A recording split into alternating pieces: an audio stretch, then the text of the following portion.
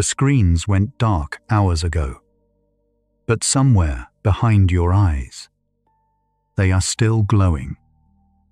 Your nervous system was never tuned to walls and glass.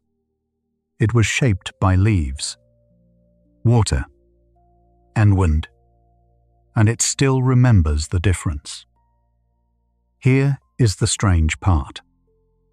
Falling rain quiets the brain faster than perfect silence ever could, as if stillness were never quite the point. Welcome to Sleepy Science. Tonight moves gently toward that answer, toward the repeating patterns folded into leaves and coastlines, and the soft, even hush that lives inside falling water, and how both reach something in you that silence alone cannot. So let the glare drain from behind your eyes. You are somewhere older than any city, where nothing flickers, nothing demands, only patterns that have always known how to slow the mind. One question travels with us into the dark: why the body remembers how to rest the very moment nature returns. That is the trail we follow from here. Step out of a busy street and into a stand of trees, and something in the body changes before a single thought forms. The shoulders drop. The breath, without instruction, grows a little deeper and slower. The noise of the day seems to move further away, as though the green itself had absorbed it. Almost everyone has felt this quiet shift, yet almost no one can say exactly why it happens. Underneath everything we explore tonight sits one gentle question. Why does the human brain seem to relax the moment it meets the sight and sound of the living world? We will not rush to answer it. For now, simply notice that the feeling is real, familiar, and shared by nearly everyone who has ever walked beneath trees. There is a name for this pull toward living things. In 1984, the Harvard biologist Edward O. Wilson gathered it into a single word: biophilia, meaning, quite simply, a love of life. Wilson proposed that humans carry an inborn tendency to seek connection with other living organisms, with plants, animals, rivers, and open land. It was not, he suggested, a preference we learn from culture or fashion, but something older, woven into us over an immense stretch of time. The idea gave language to a feeling countless people already knew in their bodies. When a garden calms you, or a bird call lifts something in your chest, you may be feeling biophilia, an ancient affection quietly answering the world outside your window. Wilson did not invent the word entirely from nothing. 2 decades earlier, the psychologist Erich Fromm had used biophilia to describe a person's orientation toward life rather than toward decay. A leaning, in his words, toward growth and living things. Wilson borrowed the term and gave it a biological home, turning a psychological idea into a claim about human nature itself. The shift matters.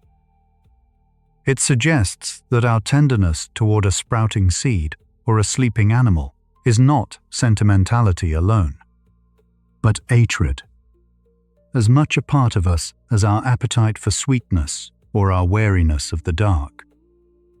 Tonight, as the living world settles you, you are meeting a very old part of yourself, one that has always turned, gently, toward what is alive. When researchers show people photographs of many different places and ask which they would rather be, a pattern appears again and again. Across countries, ages, and cultures, most people lean towards scenes of nature, meadows, forests, water, and open sky over scenes of streets, walls, and traffic. The preference is remarkably consistent, as if it were pointing to something beneath personal taste. A person raised entirely in a city, who has spent little time in the wild, will often still choose the field over the freeway. This quiet agreement, stretching across the whole human family, hints that our fondness for natural scenes is not merely a habit of the well-traveled, but something closer to a shared inheritance, carried by nearly everyone alive. Look closely at the landscapes people tend to find most beautiful, and a curious shape emerges. Many are drawn to open grassland dotted with scattered trees, a little rising ground, and water somewhere in view. The biologist Gordon Orians noticed that this ideal resembles the African savanna, the kind of country in which our distant ancestors are thought to have lived for a very long time. His savanna hypothesis suggests that we may carry a lingering fondness for the sort of place that once offered our species food, safety, and a clear line of sight. It is why a manicured park, with its lawns and spaced trees, can feel so deeply satisfying. We may be quietly recognizing, without knowing it, the outline of an ancient home. Certain places make people feel at ease the moment they arrive. Somewhere you can see out across an open view while your own back is sheltered and protected. The geographer J. Appleton called this prospect and refuge, the pleasure of surveying the world from a safe, enclosed vantage. It explains why we love a window seat, a porch, a hillside bench, or a cabin looking out over a valley. Part of us wants to watch the wide world, and part of us wants to be tucked safely out of it, both at once. This gentle preference threads through gardens, homers, and paintings across history. When a view soothes you tonight, you may be feeling that old, double comfort of seeing without being seen. Consider two identical rooms. One faces a blank wall, the other looks out onto a single tree, a patch of sky, a slice of the living world. Almost everyone finds the second room easier to be in, though the walls, the furniture, and the light may be otherwise the same. A window onto something green seems to loosen a room's grip on us, giving the eye somewhere restful to travel and the mind a sense of openness. Hospitals, schools, and offices have slowly learned this, placing windows and gardens where people wait and heal. The view itself asks nothing of you, yet its mere presence changes how a space feels from the inside, a small measure of how strongly the sight of nature moves us. A single houseplant can change the character of a room. Set a small fern or a leafy pot on a desk or a windowsill, and the space feels a little softer, a little more alive, though nothing else has moved. People often describe such rooms as calmer, friendlier, easier to breathe in. The plant does not need to be large or rare. Even a modest sprig of green seems to answer something in us. This is biophilia at its most ordinary and most touching. The way we instinctively bring living things indoors, keeping a small piece of the forest close even in the heart of a city. We tend them, water them, turn them toward the light, quietly reunited with the living world we came from. Water holds a particular power over the human heart. The sight of the ocean, the sound of a river, the still surface of a lake.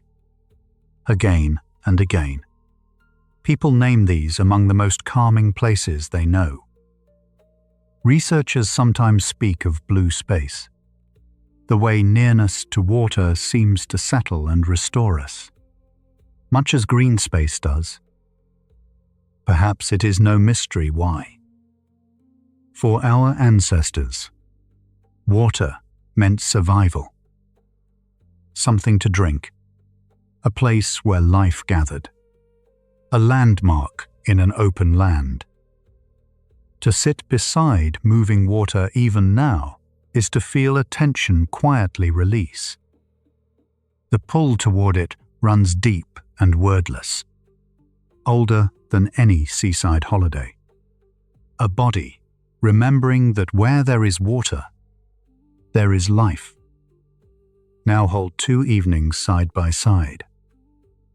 In one, you sit late beneath a screen's blue glow, the mind still racing long after the body is tired, unable to find the exit from the day. In the other, you rest by an open window as dusk gathers, birds quieting, air cooling, and something in you begins, on its own, to wind down. The contrast is striking, and it turns our question. The question shifts. Not whether the brain enjoys nature, but what it hears in it. Perhaps the living world speaks to the nervous system in a language the glowing rectangle cannot. 1. The body understands, without translation. What that language is, we have not yet said. But the difference between those nights is where the trail begins. For the first time in human history, most people no longer live surrounded by the natural world. More than half of humanity now dwells in cities. That share keeps climbing, and much of the world is expected to be urban within a few decades. We have built ourselves a home of glass, steel, and concrete, lit through the night and humming with machines. It is a remarkable achievement, and also a very sudden one. Our surroundings have been transformed in the span of a few generations. A blink against the long history of our kind. The unease many people feel in purely built spaces may be part of the cost of that change. Bodies shaped for one kind of world, waking each day inside another. To feel how sudden the city is, stretch out the timeline. Our species, Homo sapiens, has walked the earth for roughly 300,000 years.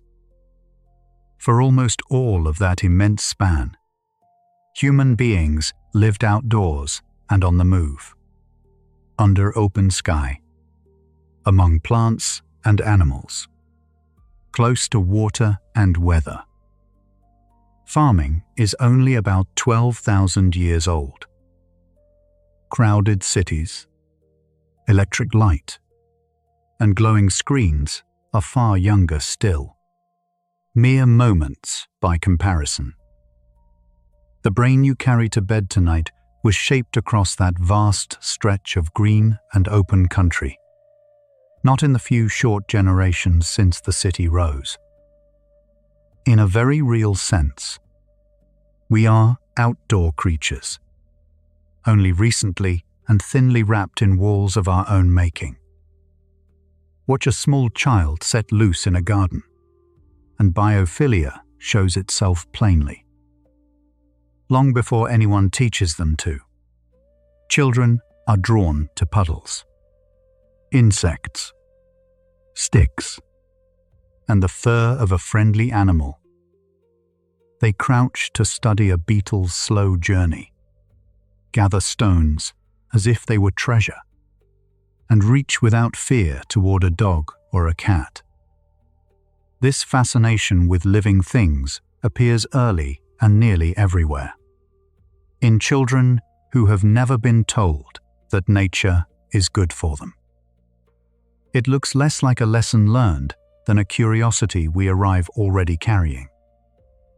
If our affection for the living world had to be taught, it would not appear so faithfully, so young, in so many small hands reaching out to touch what moves and grows. Biophilia has a shadow, and it too points to a brain tuned toward living things. Most people flinch at the sudden sight of a snake or a spider far more readily than at a modern hazard like a knife or an electrical socket, though the latter may be more likely to harm them today. This quick, uneasy alertness to certain creatures seems to come more easily than fear of the machine-made world. Scientists sometimes call it biophobia, and it suggests that our minds are prepared, from the start, to pay close attention to life, whether to embrace it or to watch it warily. Love and wariness are two faces of the same ancient bond. In both, the living world commands our notice in a way concrete never quite does.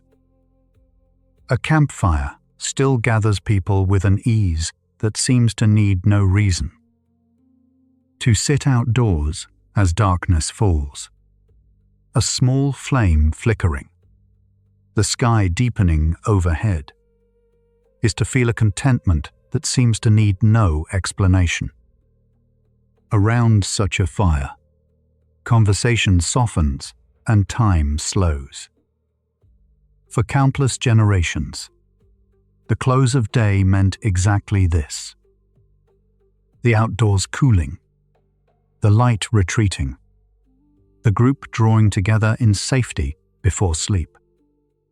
Something in us still answers that scene, even a distant echo of it. A candle, a hearth, a sunset watched from a porch, can loosen the day's tension. The evening world, quieting toward night, may be one of the oldest cues our bodies know for letting go and preparing. At last, to rest. Wherever humans have built cities, they have also, almost at once, built nature back into them. Every great civilization has made gardens. The courtyards of ancient Persia, the sacred groves of Greece, the temple gardens of Japan, the parks laid through the hearts of modern cities. Even when land was scarce and costly, people set aside room for flowers, trees, and water they did not strictly need. This is a quiet, worldwide confession. We cannot seem to live well in stone alone. Given the chance, we reach for green and place it at the center of our lives. The garden is biophilia made visible. An admission, repeated across every age and continent, that a life entirely without living things feels somehow incomplete. Almost everyone knows the small mercy of a walk outdoors on a hard day. When the mind is tangled and the chest feels tight, Stepping into a park, a garden, or a tree-lined street can ease something that no amount of sitting still indoors quite reaches. People come back from such walks describing themselves as clearer, calmer, a little more themselves. The change can feel out of proportion to the act. Only a short stroll among ordinary trees, and yet the weight has lifted. We reach for this remedy instinctively, sending a troubled friend out for air, seeking the green ourselves when words fail. The living world seems to offer a kind of relief that asks nothing in return but our presence within it. Step from a low, enclosed room into open air beneath a wide sky, and the body seems to unfold. There is a felt spaciousness in standing under the open heavens, a sense of room to breathe that a ceiling never gives. People often describe feeling lighter outdoors, as though the sky itself had lifted a low burden from their shoulders. Daylight, too, quietly steadies us, marking morning from evening and helping the body know where it stands in the turning of the day. To be shut for too long inside artificial light, with the sky held at bay behind walls, can leave a subtle restlessness. The open air answers it. Something in us is measured to the scale of the outdoors, and expands when it returns there. Scent can carry us into the living world faster than any sight. The smell of rain rising from warm ground, the resin of a pine forest, the dark richness of turned soil. Each can loosen a memory and a mood in an instant. That earthy fragrance after a storm even has a name. Petrichor, the breath of the ground meeting the rain. Such smells often bring a wave of ease that arrives before we have decided anything, reaching parts of the mind older than language. A single breath of forest air can transport a person who has not walked in the woods for years. In these ordinary scents, the living world reaches us intimately, slipping past thought to touch something quiet and unguarded within. There is a particular stillness that comes from standing before something vast in nature.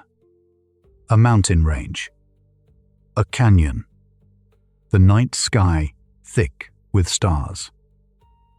People often describe feeling small in these moments, yet the smallness is not unpleasant. It is strangely soothing, as though one's own worries had been set gently in a larger frame and grown lighter for it. This response to natural grandeur appears across cultures and ages, in those who have never studied it and could not name it. The great scenes of the living world seem to quiet the busy, defended self, opening a spaciousness inside to match the space without. To feel wonder before nature is among the oldest and softest of human experiences, a settling that arrives unbidden beneath an enormous sky. So strong is our need for nature that architects now design buildings to supply it. The scholar Stephen Kellett, working alongside Edward Wilson, helped shape an approach called biophilic design, the deliberate weaving of natural light, plants, water, wood, and views of the outdoors into the places where we live and work. Its premise is simple. People fare better, feel calmer, and rest easier when the living world is present, even indoors. Offices add green walls, Hospitals frame gardens outside patients' windows. Homes are open to daylight and leaf. This quiet movement is a modern acknowledgement of an ancient truth. We are building back, on purpose, the nature our cities left out, because some part of us cannot be fully at ease without it. When the living world is taken away entirely, something in us begins to fray. People confined for long stretches to windowless rooms, screens, and artificial light often speak of a restlessness they cannot quite name, a sense of being wound too tight, unable to fully settle. Time spent almost wholly indoors, immersed in glowing devices, can leave the mind curiously unrested, even when the body is still. Some writers call this a kind of nature deficit, a quiet hunger left by too little contact with the green world. Whatever its name, the feeling is widely shared in our age of screens and walls. It is the absence that reveals the need, the way a room grows stuffy, and only the outdoors seems able to open the window again. Gather these many small observations, and a shape begins to appear. Our fondness for the living world is not a matter of fashion or upbringing. It turns up in children and city dwellers alike, in every civilization's gardens, in the shape of the landscapes we call beautiful. It is too widespread, too early, too consistent to be mere taste. And so the question we began with quietly changes its form. We no longer ask only whether nature calms us. Clearly, deeply, it does. We begin to ask what, precisely, in the living world the brain is answering. Not the idea of nature, but something specific in how it looks and how it sounds. That narrower question is the one the rest of this night will slowly follow into. Notice that when people describe what soothes them, they rarely point to nature in the abstract. They speak of particular things: the dappled light falling through leaves, the branching of a tree, the ripple of water, the murmur of rain, the hush of wind through grass. It is not a green photograph on a screen that settles us most, but the living texture of a real scene, its shapes, its motion, its sound. This is a gentle clue. Whatever the brain is answering in nature seems to live in the fine grain of things, in how the world is patterned and how it moves and speaks. We are drawing closer to the heart of the matter, though we have not yet named what that pattern is. So this first stretch of the night leaves us here, holding a mystery grown clearer without being solved. We know the relief of stepping into a forest is real and shared across humankind. We know it reaches back through an immense stretch of time, older than cities, older than farms, woven into us like the pull toward water or the flinch at a snake. And we have begun to sense that the calm does not come from nature as a mere idea, but from something exact in how the living world looks and sounds.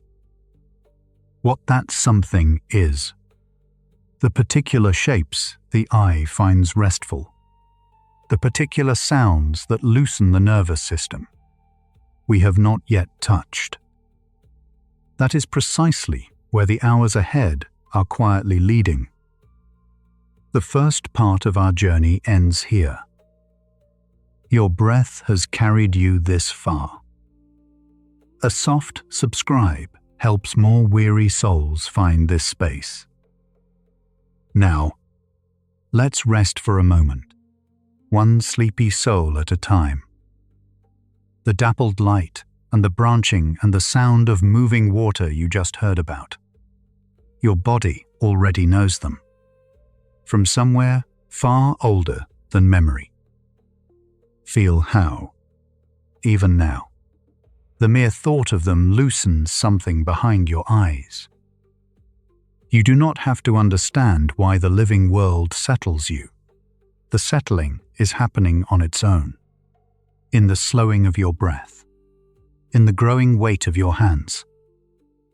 What the eye finds restful in a tree, what the ear finds calming in the rain, these are not idle preferences.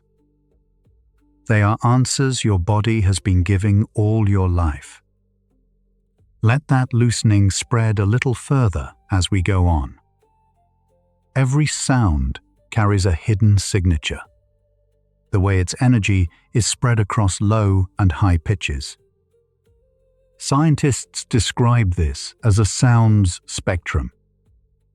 Some sounds pile most of their energy into the low, rumbling frequencies. Others crowd it into the bright, hissing highs, and a rare few spread it in a gentle, sloping balance, softening as the pitch climbs. That sloping balance has a name. Pink noise, sometimes written as 1/F. It sits quietly between the extremes, neither too heavy nor too sharp. Almost nothing engineered sounds this way on its own. Yet the natural world, it turns out, drifts toward this balance again and again. To feel where pink noise lives, imagine two ends of a spectrum. At one end is white noise, every frequency equally loud. A flat, static hiss like an untuned radio. It can feel harsh because the high frequencies press hard on the ear. At the other end is brown noise, heavy in the low rumble, muffled like a distant waterfall or thunder behind a hill. Pink noise rests in the middle, its energy easing downward as the pitch rises. The result is fullness without sharpness, depth without weight. The ear reads it as complete, yet asks nothing of you. Nature, quietly, tends to settle right there. When researchers measure the sounds of the natural world, falling rain, wind moving through a forest, the wash of a distant shore, they keep finding the same gentle slope. These sounds cluster around that 1/F balance, the pink noise middle ground. Rain is perhaps the clearest example.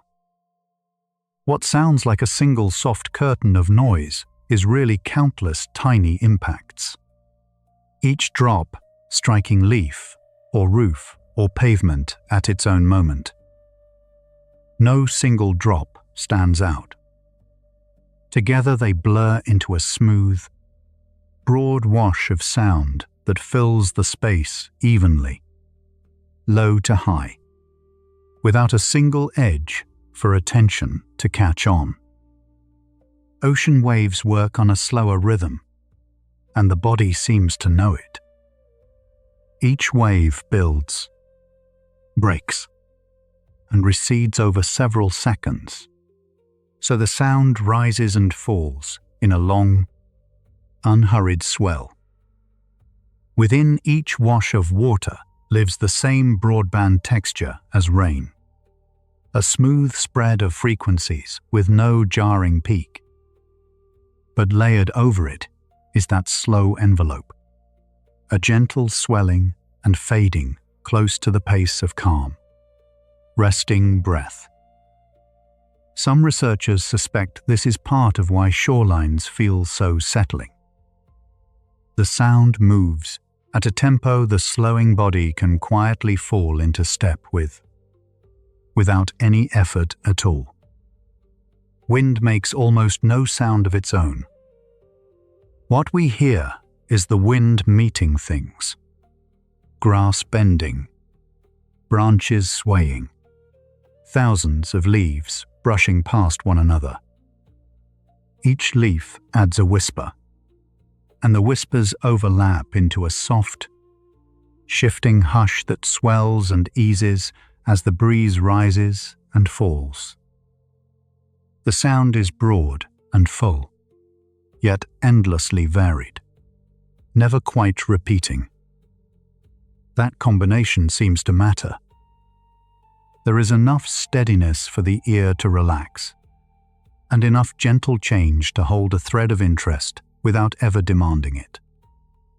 The forest breathes, in a sense, and the sound of it invites the listener to breathe more slowly too. A flowing stream carries its own version of the same acoustic gift. Water tumbling over rocks and gravel creates a continuous, bubbling rush, countless small splashes merging into one broad, bright wash of sound.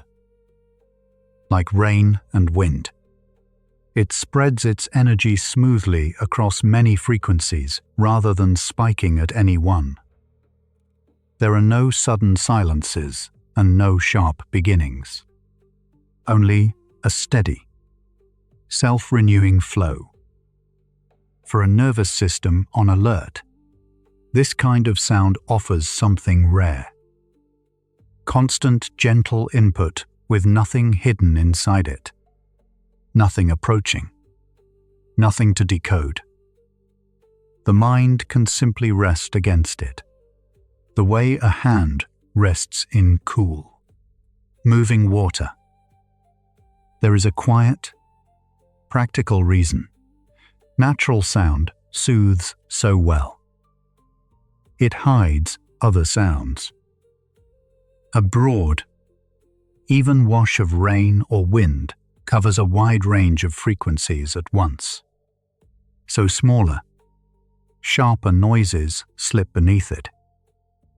The click of a pipe, a car passing far away, a voice in another room. These intermittent, unpredictable sounds are exactly the kind the brain is built to notice. But when a steady, natural texture fills the same frequencies, those intrusions lose their edge. They no longer rise cleanly out of silence. Instead of jolting the listener, they dissolve into the larger, gentler field of sound, unnoticed. To understand why this matters, it helps to know what the brain is listening for. Even in sleep, a part of the mind keeps monitoring sound for anything sudden or new, a survival habit older than our species. A sharp, unexpected noise triggers what scientists call an orienting response. A small spike of alertness that pulls attention outward to check for threat. Silence does not prevent this. In perfect quiet, every tiny creak stands out and can set it off. A steady, natural soundscape does something cleverer. By filling the silence with smooth, predictable sound, it smooths the whole auditory scene, leaving fewer sharp edges to trip that ancient alarm. Predictability is quietly at the heart of it. The brain is constantly, silently forecasting the next moment of sound, comparing what it expects with what arrives. When sound is steady and statistically even, like rain or surf, those forecasts keep coming true, and the monitoring system slowly stands down. There is nothing new to report, so it stops reporting. Engineered sounds often break this pattern. A melody rises and falls. A machine cycles. A voice carries meaning that must be tracked. Natural textures ask for none of that. They are rich enough to fill the ear, yet so consistent that the listening mind can finally, safely, stop bracing for what comes next. There may be something even older at work than prediction. For most of human history, the sounds of gentle rain, moving water, and rustling leaves meant one specific thing. The environment was calm. Predators moved quietly. Danger often announced itself with sudden silence or a sharp, breaking sound. So a landscape full of soft, continuous natural noise was, in a very real sense, a landscape signaling safety. Some scientists think our nervous systems still carry that association. When these sounds surround us, a deep and wordless part of the brain reads the message it has always read. Nothing here is hunting. Nothing is wrong, and slowly lets its guard down. Birdsong carries this message with particular clarity. For our distant ancestors, the sound of birds calling meant the world was awake and unthreatened, for birds tend to fall silent when a predator is near. Their song became, in effect, an all-clear signal woven into the soundscape of a safe morning. Studies of natural sound often find birdsong among the most restorative elements of all, helping listeners recover attention and ease stress. It is gentle, varied, and unhurried, with no message the listener must decode. Perhaps that is why a recording of soft dawn calls can loosen something in the chest, even indoors, even in the middle of a city night. All of these effects meet in one place inside the body. The autonomic nervous system, the quiet network that governs everything you never have to think about. It has two branches. One, the sympathetic, prepares you to act, quickening the heart, sharpening the senses, readying the body for effort or escape.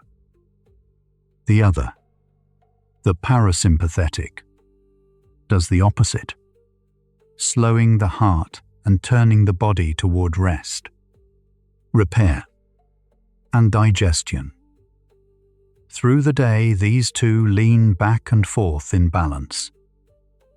What the sounds of nature seem to do, gently and without instruction, is tip that balance, easing the body out of readiness and toward the branch that lets it finally settle.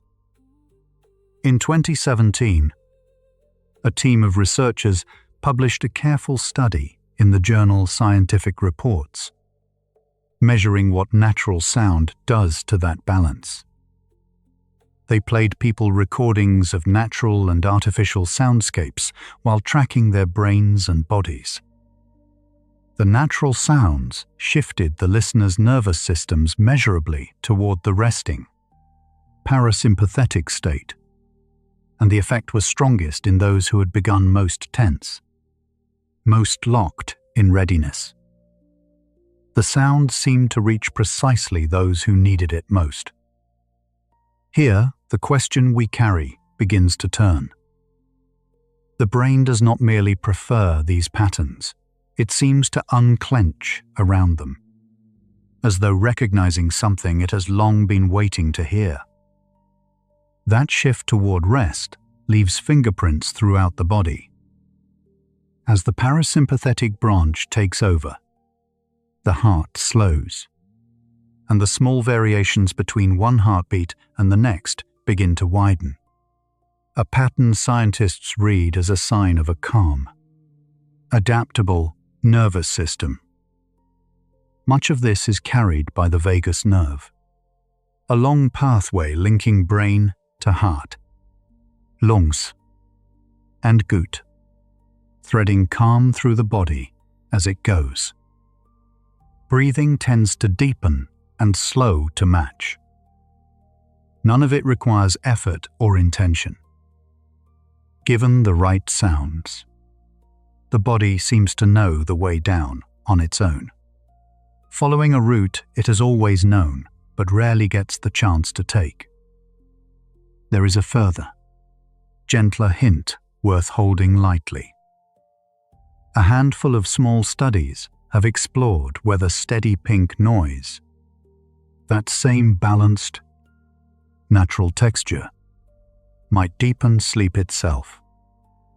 Some have reported that soft pink noise, or quiet pulses of it timed to the brain's own slow rhythms, is linked to more stable, deeper slow-wave sleep, the phase where the body does much of its restoring.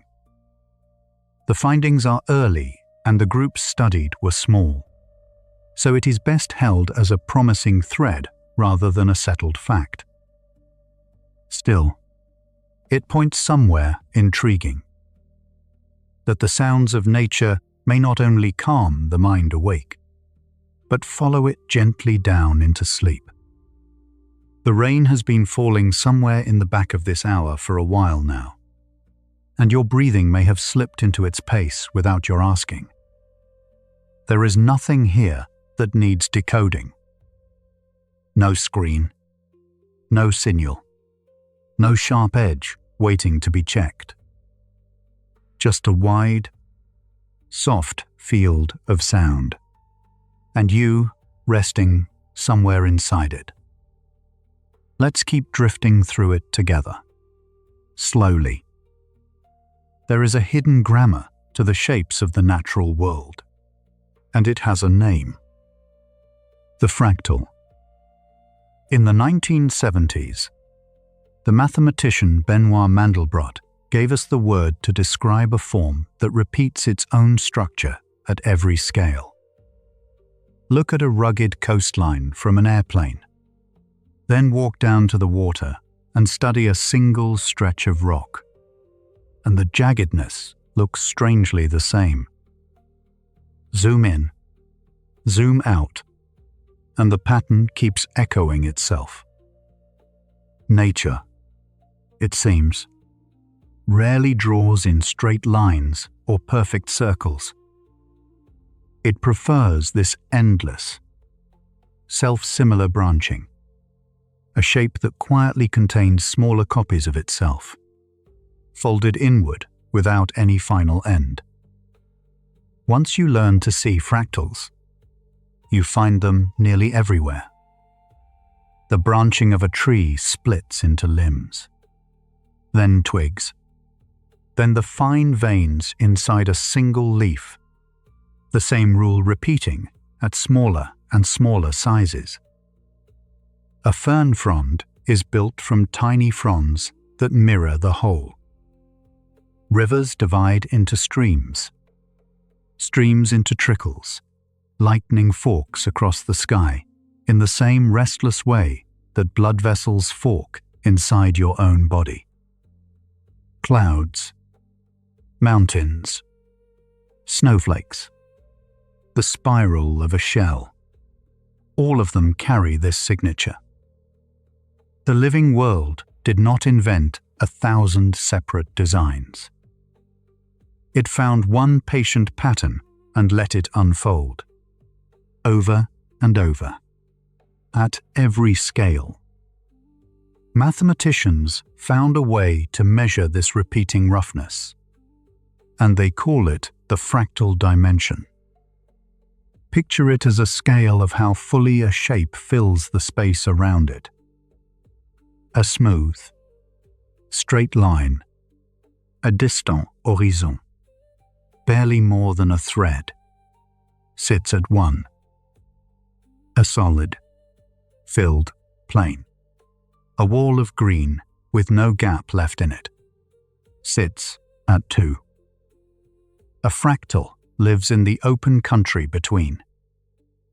A gently winding coastline, hardly more than a wandering line, might rest near 1.1, a crowded forest canopy, nearly solid with leaves, climbs toward 1.9. The higher the number, the more richly the pattern returns to itself as you lean in and look closer. Here is where the story turns gently toward us. When researchers showed people many different fractal patterns and asked which felt most pleasing, the answers clustered in a narrow band. Again and again, images with a mid-range fractal dimension, roughly 1.3 to 1.5, were chosen as the most comfortable to rest the eyes upon. Not the sparse, near-empty patterns, and not the dense, crowded ones, but the middle. And this is no accident of taste. That same mid-range is the roughness of so much everyday nature, the spacing of trees, the branching of a healthy canopy, the drift of clouds. We seem to prefer the exact texture the world most often wears. The physicist Richard Taylor gave this preference a name: fractal fluency.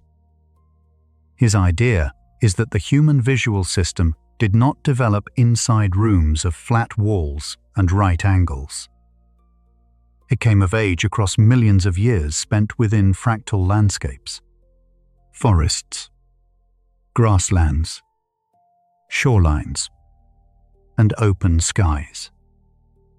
Over that long stretch, the eye and brain grew fluent in reading these patterns, the way a native speaker reads a familiar tongue without effort or thought.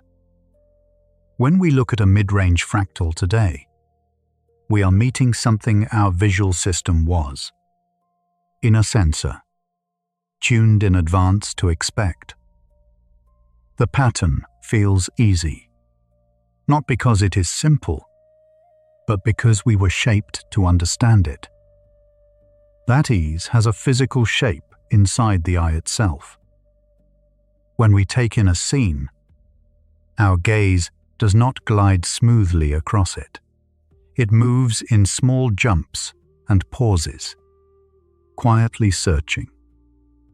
Researchers have found that these searching movements of the eye follow a fractal pattern of their own, and that they seem best matched to scenery built on that same mid-range roughness. When the world we are looking at shares the geometry of the way we look, the act of seeing costs us less. Scientists call this perceptual fluency, the soft sense of ease that arrives when something is effortless to process. A mid-range fractal is, in this way, almost pre-digested for the human eye. And this ease can be measured, not merely described. When people sit and gaze at mid-range fractal patterns, recordings of their brain activity have shown a rise in alpha waves, the gentle electrical rhythm that accompanies a state of relaxed, wakeful calm. It is the signature of a mind that is alert but unhurried, present without strain. What is striking is that the effect appears strongest for those very mid-range patterns, the ones nearest the roughness of open, natural scenery. The eye comes to rest, and something in the brain seems to settle in answer. We are not simply enjoying the view on some quiet electrical level. We are being tuned by it. Perhaps the strangest proof is that we do not only seek these patterns, we make them. When Richard Taylor analyzed the drip paintings of Jackson Pollock, poured out in seeming chaos across the canvas, he found something hidden inside the tangle. Measurable fractal dimensions that climbed, over the years, drifting upward toward nature's own range. A human hand, moving without a plan, had reached for the geometry of forests and rivers. And so the question we have carried quietly begins to turn. Perhaps the brain does not merely tolerate nature's patterns. Perhaps it reaches for them, the way a body leans toward warmth. What we love may not be nature itself, but its structure, one we carry within us. Why this narrow band, and not the extremes at either end? A pattern too sparse gives the eye too little to follow. It drifts, restless, searching for something to hold on to. A pattern too dense overwhelms it, crowding the gaze until the looking itself becomes work. The mid-range sits in between, complex enough to hold attention gently, ordered enough to never strain it. It offers the eye a soft occupation, always a little more to notice, never anything demanding to be solved. This is the balance the natural world so often strikes, and the one that flat, gridded, hard-edged spaces so rarely manage. The comfort is not vagueness, and not busyness, but a particular, measurable middle. So a pattern in a leaf, a coastline. A drifting cloud is not simply something we happen to find lovely. It is a shape the eye can read without translation, a visual language spoken in a grammar our nervous system already seems to know by heart.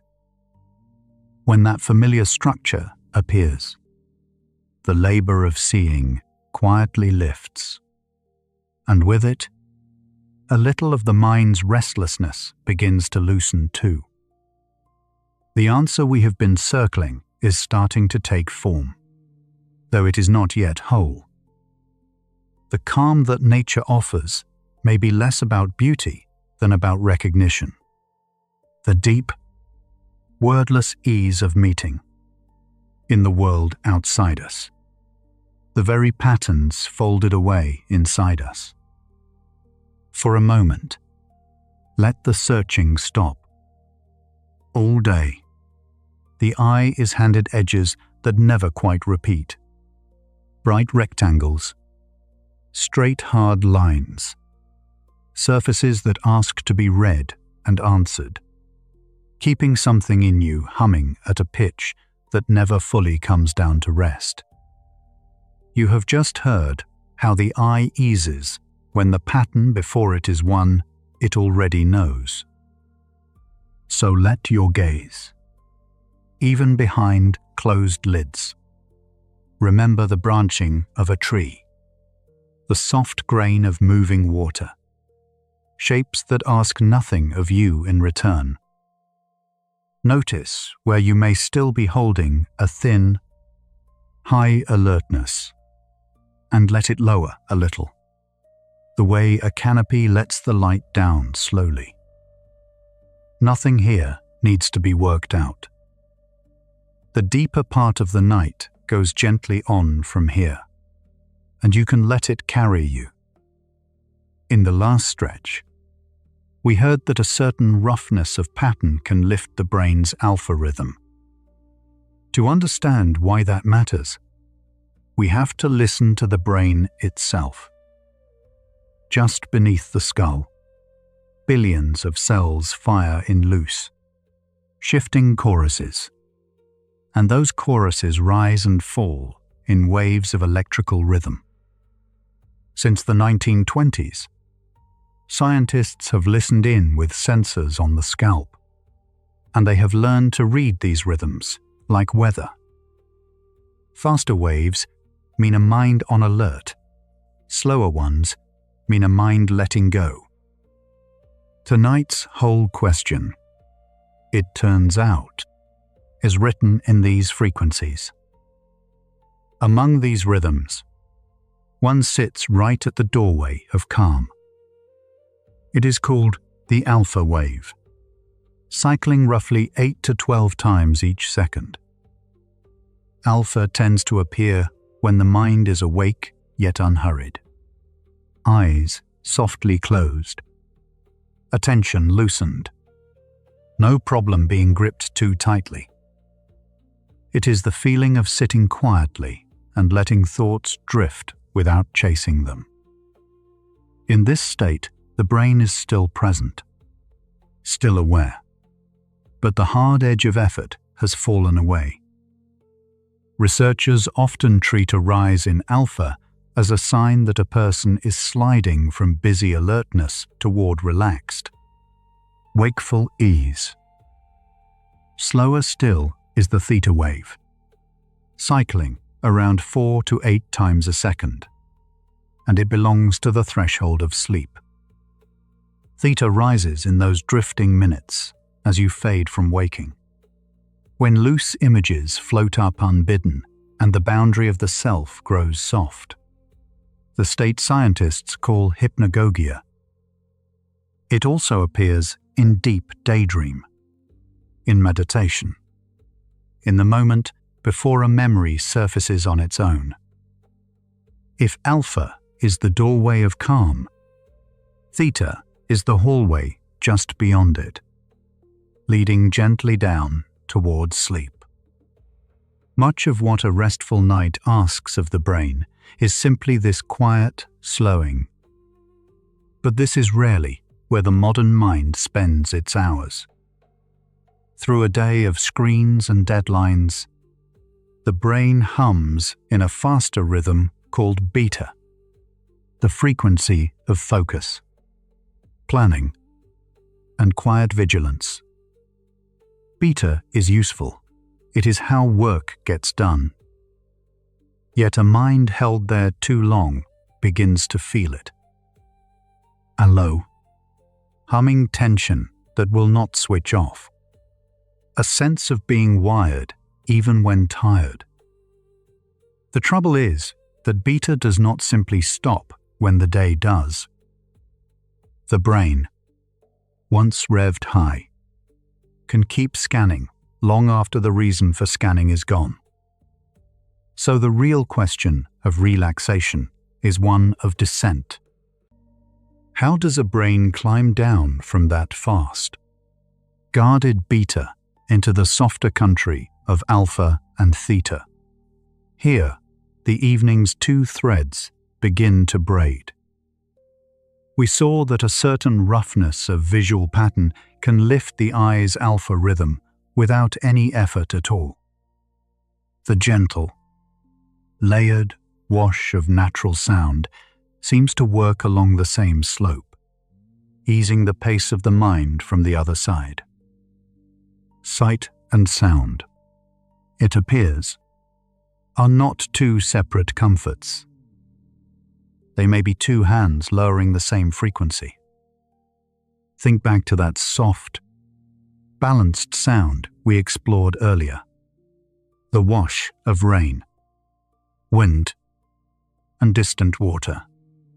Its energy spread evenly across the range of hearing. We heard how the ear finds it easy, predictable, safe. Now we can say what it may be doing deeper in giving the listening brain a steady, low-demand signal to rest against, one that asks for no sharp response. Where a sudden noise would jolt the rhythm back toward beta, this even sound seems to let it keep sliding downward. The comfort we felt was, perhaps, a frequency quietly being lowered from beneath our notice. and when both channels pull the same way at once, the effect can deepen. The eye rests on a pattern it already knows. The ear rests on a sound that never startles. Neither sense is being asked to work, to decode, to stay on guard. Two streams of gentle, familiar input arrive together, and both carry the same quiet message. Nothing here requires your effort. It is not hard to imagine why the descent would come faster this way than through either alone. The brain is being invited down from two directions at once, and finding, in each of them, no reason left to climb. Nature loosens the mind for a second reason too, one that lives not in raw rhythm but in attention itself. In the 1980s, two psychologists, Rachel and Stephen Kaplan, proposed what they called attention restoration theory.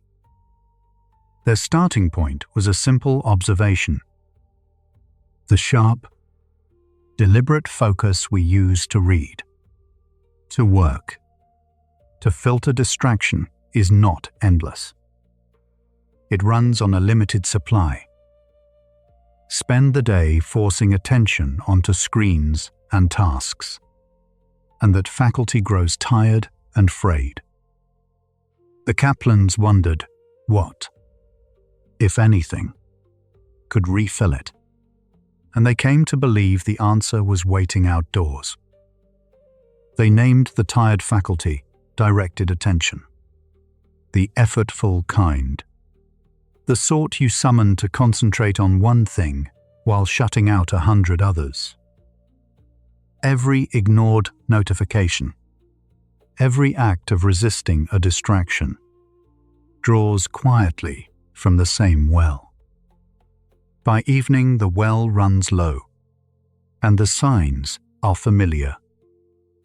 Irritability, a scattered mind, small decisions that suddenly feel heavy. This is not weakness, but depletion. The mental muscle simply worn from overuse.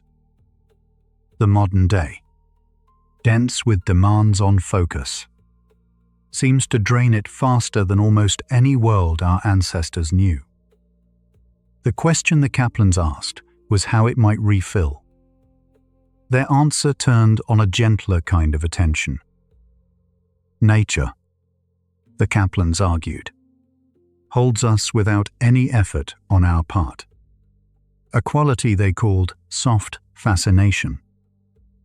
A drifting cloud, the play of light on leaves, the endless motion of water. These draw the gaze effortlessly, asking nothing, allowing the mind to wander at the same time. Because they need no forced focus. The tired faculty of directed attention is let off duty and can quietly recover. This is the difference between a bright screen that seizes attention and a landscape that merely invites it. One drains the well, the other lets it slowly fill. Soft fascination has a particular texture worth naming. It is absorbing enough to keep the mind from grinding on its own worries, yet undemanding enough to leave room for reflection and rest. A crowded city street can capture attention too, but it captures hard. Sirens, signs, moving cars, each yanking focus by force. That is not restoration. It is another kind of drain. Nature's hold is looser, kinder. It occupies the surface of the mind gently, while the deeper, effortful machinery of attention is finally allowed to stand down. This may be part of why a slow walk among trees can feel like the mind exhaling. Attention is one path, the body offers another, faster and more automatic. The environmental researcher Roger Ulrich proposed that natural scenes do not merely restore our focus. They can quiet the body's stress response almost at once, before any thought is involved. In his account, the reaction is ancient and immediate. A glimpse of green, of water, of open space registers as safety, and the body begins to unclench without waiting for permission. This is not the slow refilling of a tired faculty. It is a rapid physiological release, a loosening of the alarm that a hard, human-made world keeps quietly triggering. Ulrich's most famous evidence came from a hospital. In a study published in the journal Science in 1984, he examined records of patients recovering from gallbladder surgery. The rooms were nearly identical, but for one detail. Some windows looked out on a small stand of trees, others onto a plain brick wall. The difference in the records was striking. Patients with the view of trees tended to leave the hospital sooner, asked for fewer strong painkillers, and drew fewer discouraged notes from their nurses. Nothing had changed but what lay beyond the glass, and yet the body seemed to heal along a different curve. Sit for a moment with what that means. A view no one was even told to look at, glimpsed through a window while lying in pain, appeared to move the body's own healing. The relaxation we have been tracing is starting to look less like a preference and more like a reflex, something the body does when it recognizes a certain kind of world. The question we opened, of why the brain eases so instantly before nature, is turning as it clears. Perhaps the ease was never a taste we acquired. Perhaps it is a homecoming the body was always prepared to make. Modern instruments have begun to trace that reflex in the blood. When researchers measure cortisol, the body's main stress hormone, before and after time spent in natural settings, the level often falls, and studies suggest it can fall further than during a similar rest indoors. Cortisol is the chemistry of sustained alarm. It readies the body to brace and to push through. To watch it ebb is to watch the alarm itself being switched off.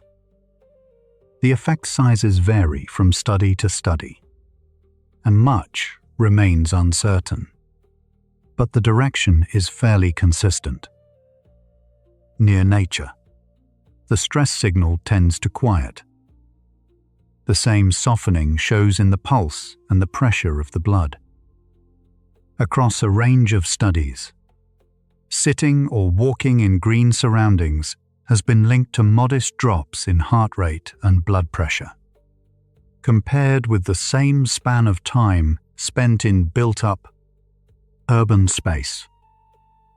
Reviews that pull many such studies find the pattern reasonably consistent, even as the size of the effect shifts from place to place and person to person.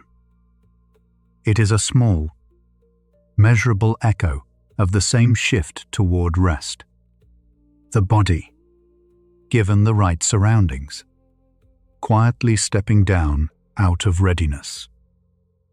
In Japan, there is a name for giving the body this gift on purpose: Shinren Yoku, or forest bathing. Not exercise, simply being present among trees, unhurried, with the senses open. Researchers there, among them the physician Ching Li, have studied it closely. Their findings, offered with due caution, point in a hopeful direction. Sessions in the forest have been associated with lower stress hormones, calmer blood pressure, and even shifts in certain immune cells. The exact mechanisms are still debated, and the effects differ from person to person. But the practice rests on an old intuition that measurement is slowly beginning to support.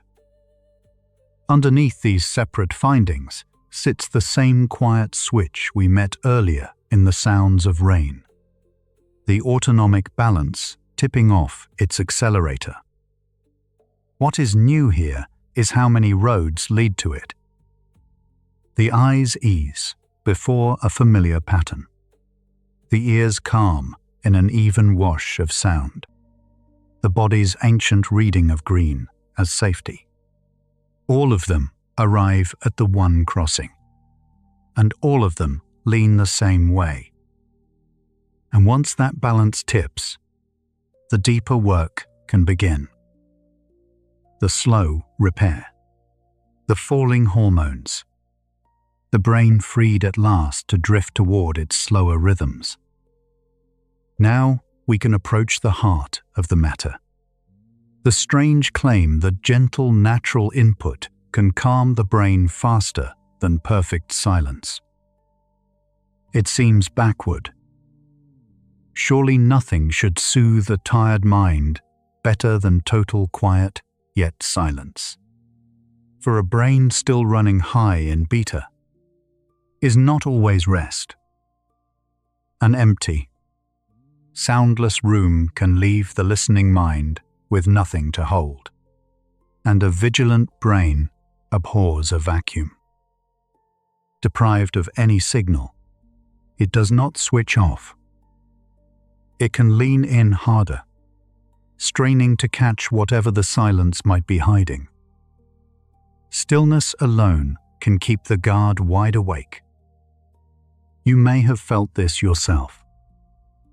In a truly silent house at night, small sounds grow enormous. A creak, a distant car, the pulse in your own ears. With no steady backdrop, the brain amplifies every faint disturbance, still scanning for meaning, still braced for the thing that might break the quiet. The very emptiness becomes a kind of alertness. This is why silence can fail the sleepless. It offers the vigilant mind no safe place to set its attention down. And so the attention keeps roaming, keeps working, unable to find the edge where it is finally allowed to stop. A gentle, natural pattern solves exactly this problem. The even wash of soft sound, the mild repetition of a fractal scene, give the searching brain something to rest against, a signal that is present but utterly undemanding. Because the pattern is predictable, the brain can quickly learn there is nothing in it to decode, nothing hidden, nothing to fear. Its restless scanning finds a soft floor and settles. Rather than straining into emptiness, attention is handed a quiet, unchanging companion and, reassured, it can finally loosen its grip. The mind is not distracted away from rest. It is gently escorted toward it. We heard earlier how, to an ancient brain, soft, continuous sound once meant no predator was near. What matters now is subtler. It is not the meaning of the sound the nervous system leans on, but the pattern's very predictability, the way each moment arrives close to the last, promising nothing sudden, nothing to decode. A brain that can forecast the next moment has no reason to keep watch. And a mind no longer standing guard is free to do what it could not before. To soften its focus, to stop bracing, to let the slow tide of alpha and theta begin to carry it down towards sleep. And so the two halves of the evening meet. The eye is offered a pattern it was shaped to read. The ear is offered a sound it need not fear, and both together tell the guarded, high-frequency brain, the one thing it could not believe all day, that it is safe now to come down, where silence leaves the vigilant mind still searching. A soft and predictable pattern gives it a place to land. You feel the difference as a loosening rather than a thought. The shoulders letting go, the breath running longer. The answer we have circled all night is nearly whole. You have just heard how a safe, familiar pattern lets a racing mind stop searching and settle. Feel for that now. All day something in you has been held at a high, humming pitch, braced against screens, against noise, against walls and ceilings that never quite let the breath go all the way down. Nothing here is asking you to hold that pitch any longer. There is a pattern beneath the night, steady and unhurried, with nothing hidden in it to guard against. Let your attention rest against it the way a body rests against warm ground. You do not have to keep watch anymore. The coming down happens on its own, and you are close to it now. Here, then, is what the night has been assembling, piece by piece. The repeating structures of the natural world, the branching fractals the eye drinks in without effort, and the soft, even soundscapes the ear accepts without alarm, do more than please us. They guide the brain down into its slower rhythms, into alpha and theta, and they appear to do it faster than pure silence can. The reason is not magic, but mechanism.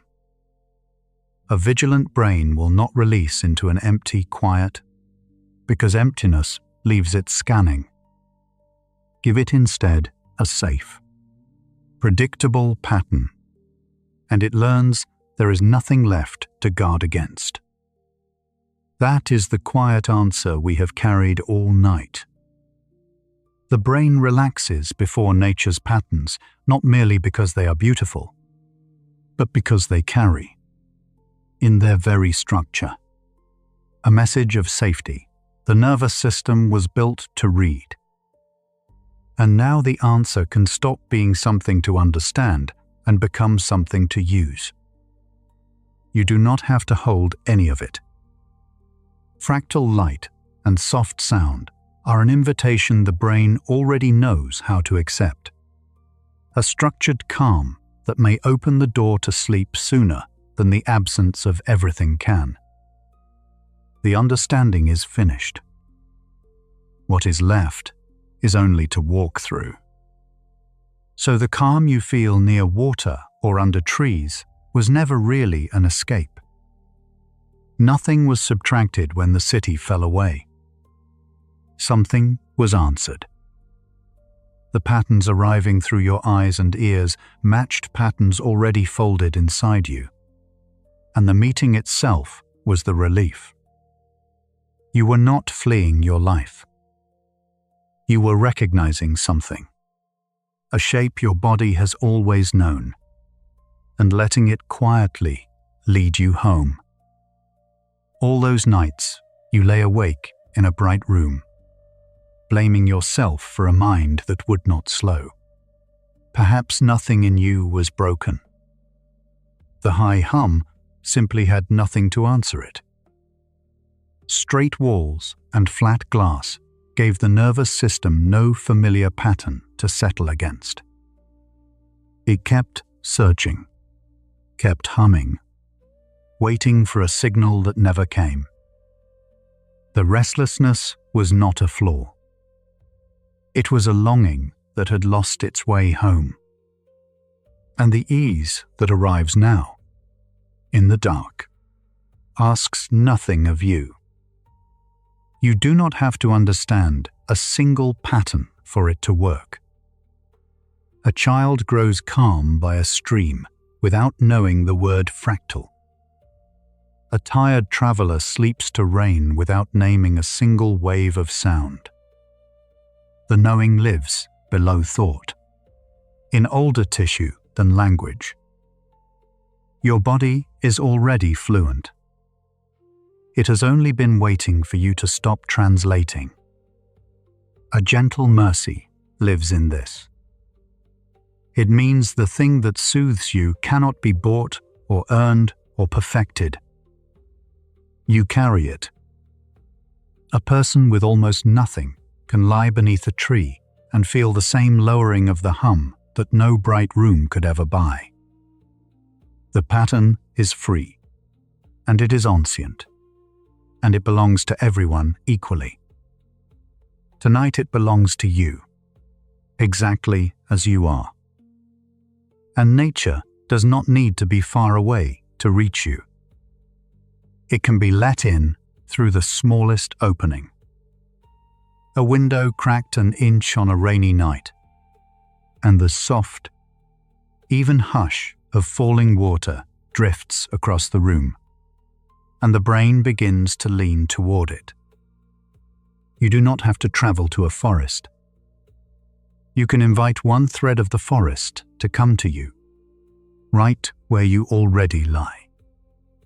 On the nights the sky is dry and quiet, a soft recording can carry the same gift. A stream turning over stones, rain on broad leaves, waves folding onto sand, played low, just beneath hearing, so it becomes less a sound you listen to than a room you rest inside. The brain does not check whether the water is real. It only meets the pattern, the gentle unevenness, and answers it the way it has answered rivers for 100,000 years. A single living plant beside the bed offers something quieter still.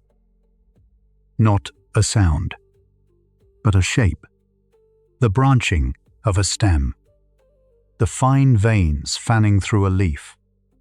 That mid-range roughness the eye reads without effort. Even glimpsed in the dark before sleep, it hands your gaze something ancient to rest against. A small green presence, breathing slowly beside you, folding one strand of the wild world back into a room made of straight lines. Even a view can be a doorway. A chair turned toward a tree. A window that holds a little sky. A slow watching of clouds as they drift and change. The eye that spends its day locked to bright rectangles finally moves in its old, searching way, following soft edges that never quite repeat. Nothing must be done with the view. It is enough to let it be there, and to let yourself be seen by it in return. And there is the gift of the dimming hour. As dusk comes, letting the bright screens fade a little earlier, so the eyes are not held at their daytime pitch, long past dark. The old world grew dim slowly, and the body learned to read that fading as permission to descend.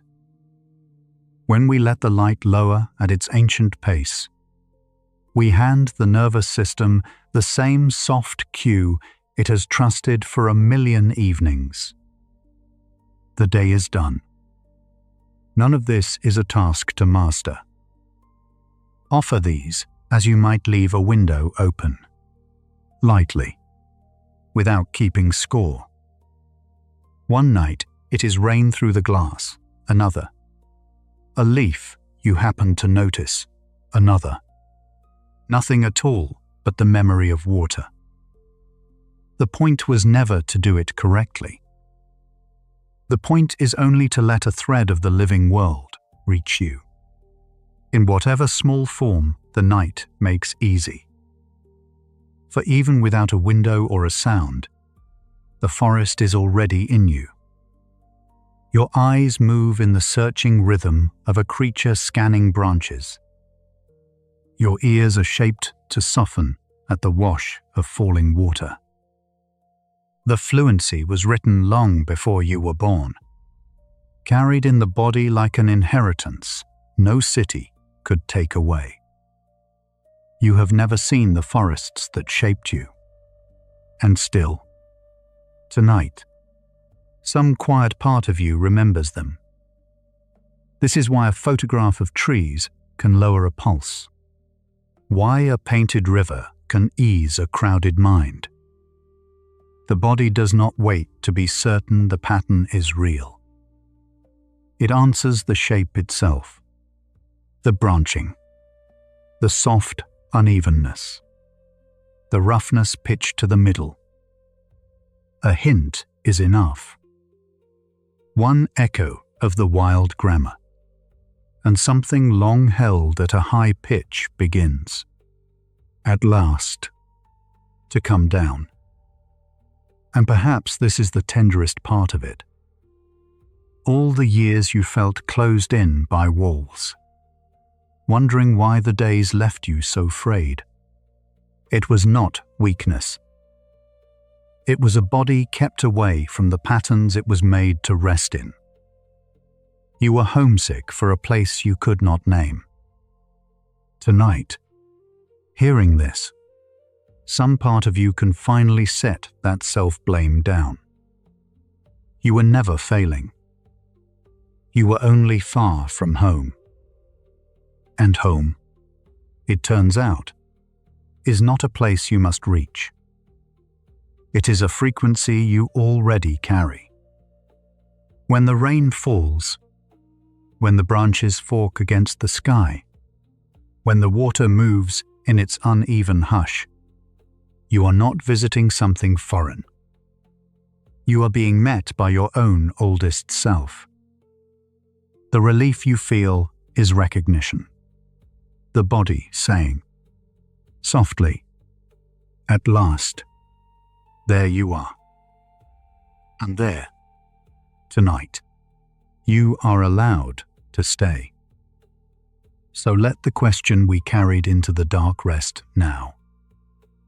What answered it was never the beauty of the world, but its familiarity, the sense of meeting, in leaf and rain, something you have always somehow known. And that familiarity is not far away in a forest you cannot reach. It is here, in the dark, in the slow of your breath and the weight of your hands, asking nothing of you at all. There is nothing left to hold. Let it rest. There is nothing left to solve tonight.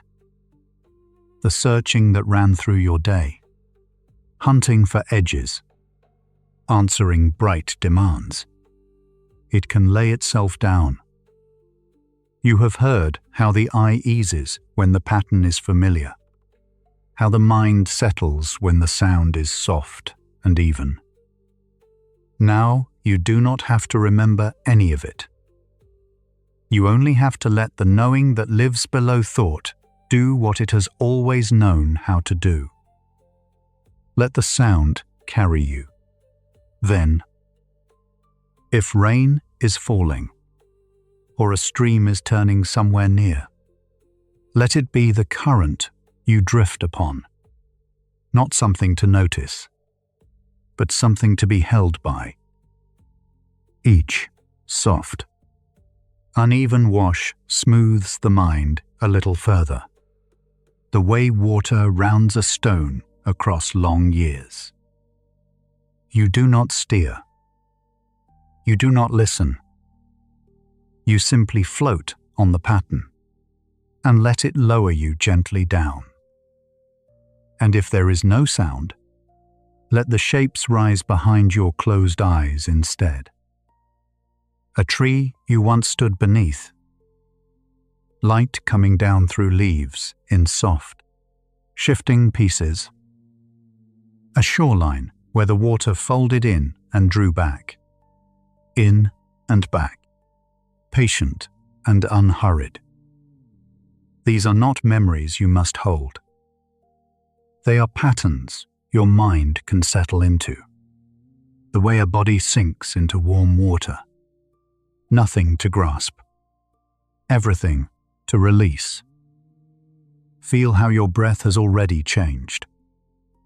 Somewhere in this long hour, without your arranging it, the rhythm slowed and deepened, the way it does beneath open sky.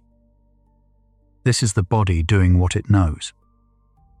It found the pattern, and it answered. And it carried you most of the way here while your thinking mind looked on. You can trust it the rest of the way. It has done this every night since the first night of your life. The city will still be there in the morning, with its bright glass and its straight, demanding lines. But it has no claim on you now. In this hour, you belong to something older and softer, to rain and branch and moving water, to the patient patterns that never once asked you to keep up. Let the walls dissolve into leaves. Let the ceiling become a canopy. Let the hum you carried all day finally, fully, come down.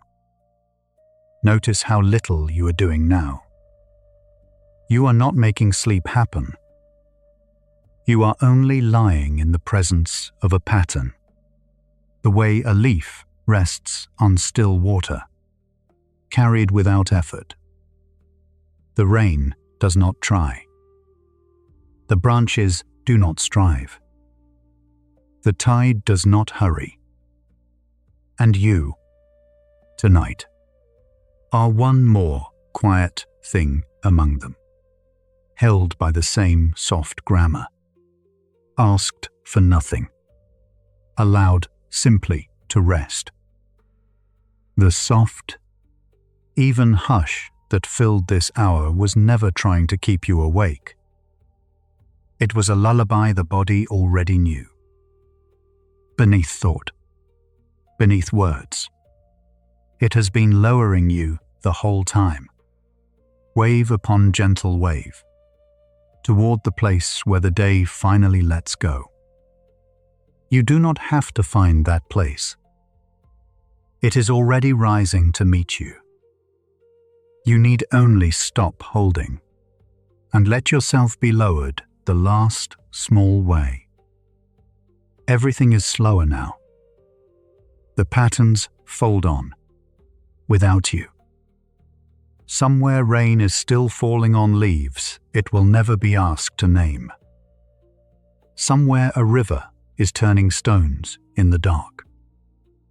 The world goes on making its soft, uneven music, and you are part of it, not watching from a bright room anymore, but woven back in, breathing at the pace of moving water, dissolving gently into the sound. There is nothing more to understand. The long searching of the day is over, and the mind has found the shape it was always looking for. Let the last thoughts drift like leaves on slow water, turning once and floating away. You are held now by a pattern older than every worry, softer than every wall. It asks nothing. It only carries. And it will carry you all the way down into the quiet you were made for. You were never broken by the city. Something in you only longed for the shapes and the sounds it was made to rest in.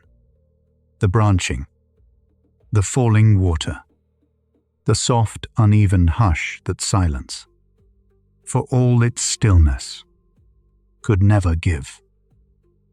All this time, you were not too restless to sleep. You were simply waiting to come home to the pattern. And tonight, at last, it is here. And so, at last, are you? When this hour began, we stood in a bright room, asking why a mind won't slow. Now we know the quieting was never about beauty at all. We followed the fractal from a coastline seen from the air down to the veins of a single leaf, and learned that the eye rests most easily on nature's middle roughness, the same band where gazing brains slip into calm alpha waves. We watched a painter's wild, unplanned drips drift over the years toward the very geometry of rivers. What began as restlessness became recognition. The pattern was always inside us. This is what you carry away. The calm of nature was never somewhere else, never a place to reach. It lived in you all along, waiting for a pattern familiar enough to wake it. Tonight, it woke. Perhaps this hour of rain and branch and moving water loosened something the city had held too tight. If it did, a gentle like, or a quiet subscribe, helps another weary mind, someone worn thin by walls and glare, find their way to this soft place. One quiet tab, one peaceful night at a time. Somewhere in the dark right now, rain is falling on a field of leaves, each drop finding its own uneven place, together making that soft, level hush. No one arranges it. It simply falls, and the sound simply settles. That same hush has been moving through you all this hour, lowering the pitch you carried in from the day, without asking anything of you. Let your whole self dissolve into that falling, into the pattern the body was always made to rest inside. You do not have to reach the calm. You are already made of it. You can let these last thoughts settle now, like rain sinking softly into dark earth. Let your body grow heavy, held by the ground the way a stone rests in a stream bed. If sleep comes, let it carry you into the forest you have always held inside, the one your body remembers though your eyes have never seen it. The Nature and Sleep Sounds playlist has been gathering the voices of the living world across many hours. The next hour follows a quieter thread of the same question. Not only why nature calms the mind, but which of its sounds carries you deepest. That hour is waiting whenever you are ready. But if your eyes are closed, stay there. Rest well, weary one. You were never too restless for sleep, only far from the pattern. And now you are home, where science becomes the softest place to rest. Good night.